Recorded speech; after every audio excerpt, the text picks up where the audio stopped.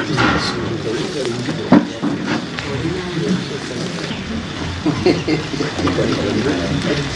is going to speak to the media.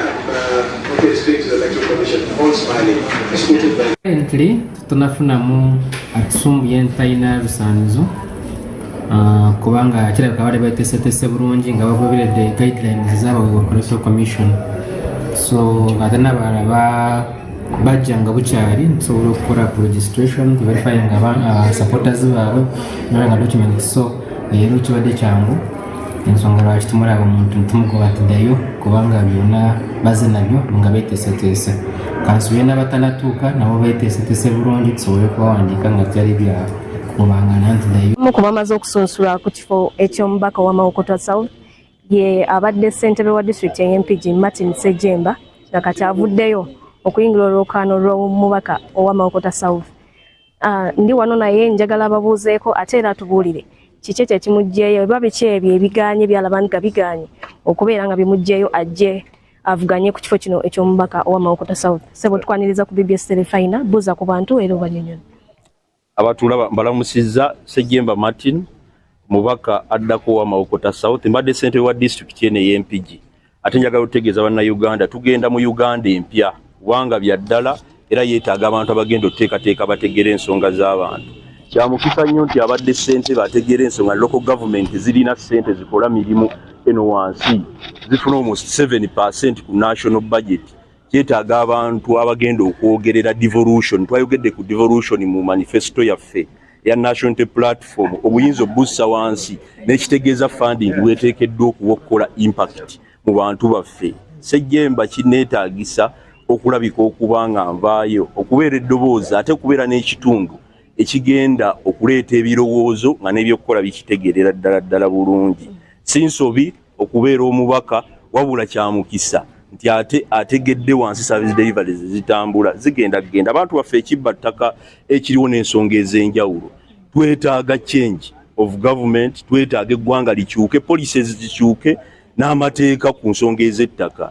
Abayina evidence n'abategirako eno wansi abantu engeri gye bakaabamu n'obukumpanya bonna engeri gye butambulamu.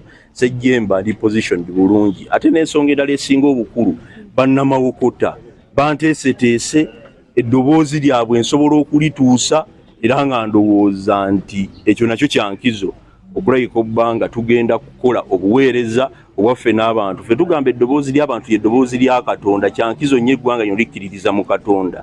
Ate n'abantu tetuli batiitiizi, tetugenda kutya nsonga yonna wabula okulaba nga ababadde batuulidde eddoboozi ly'abantu ate n'ebirowoozo ebipya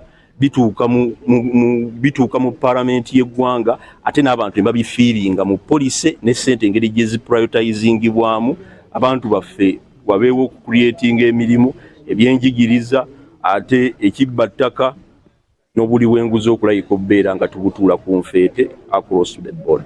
Yes, tweyanza nnyo tweyanzege oyo yabadde ssentebe wa district ya Mpigi nga kati avuddeyo okwesimba ku kifo eky'omubaka wa Mawokota South Sejemba Martin. Ebisingako ku ebyo tubisange mawule gaffe agagambuuze wamu agesigika.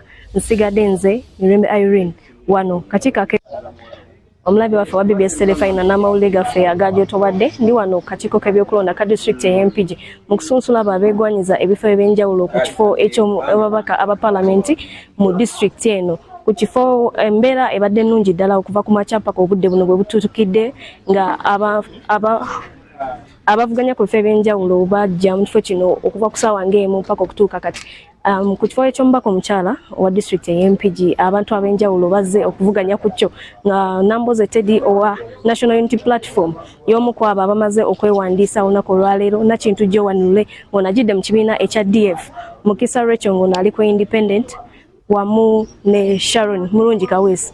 Ekyenjawulo ekiriwo leero nti abo abamu ku abo abavuganya ku kifo kino eky'omubaka omukyala ku kaadi eya NUP ne batagifuna olunaku olwaleero bakomyewo okujja okwewandiisa bajje ku bwannamunigina nga n'omu ku bo kuliko ne Sarah Temlanda Nakawunde ngono naye azze bwannamunigina ngono yaliko omubaka omukyala okumala emyaka 10 ku kifo kino nga ali mu kibiina ekya NRM n'amala nadda ku kibiina ekya National Unity Platform gy'ataaweereddwa kaadi n'asalawo ajje yekka obwannamunigina. Ku kifo eky'omubaka owa Mawokota South sofa abantu abakeewandiisa kuliko Sejemba Martin ngono yabadde ssentebe wa district ey'Empigi nga obudde buneeno azze mu kibiina ekya National Unity Platform ku kifo eky'omubaka owa Mawokota South. Ku abo abalala abazze kuliko Tusuubira Sobabu ngono azze bwannamunigina, Kato Joseph Lule naye azze bwannamunigina nga bwe zinaawerera ssaawa 8 n'omubaka aliyo Yusufu Nsibambi ono ali mu kibiina ekya FDC naye asuubira olunaku olwaleero okujja okwewandiisa. Abantu ab'enjawulo bakyayika mu kifo kino okujja okwewandiisa nga ne abakatuuka obudde buneeno kuliko Aisha Nakasiba Ntenga naye nazze obwannamunigina okwewandiisa ku kifo eky'omubaka omukyala. Ebyo bye bimu ku byenkujjidde mu district ey'Empigi, ebisingako ku byo tujja kubibaleetera mu mawulire gaffe agasigika wamu n'agambuuze agasaaweemu. Sigadde nze Mirembe Irene wano ku kitebe ky'akakiiko aka byokulonda aka district ey'Empigi.